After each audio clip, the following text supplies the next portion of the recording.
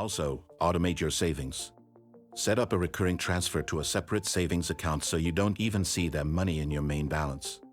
Out of sight, out of mind, but still growing. And lastly, celebrate progress. Saving money isn't about punishment or restriction. It's about building freedom, peace of mind, and future opportunities. If this video helped you, leave a comment below. What's your biggest challenge when it comes to saving money? Let's talk about it.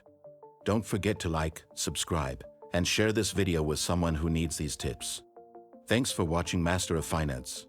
And remember, small steps today lead to big results tomorrow.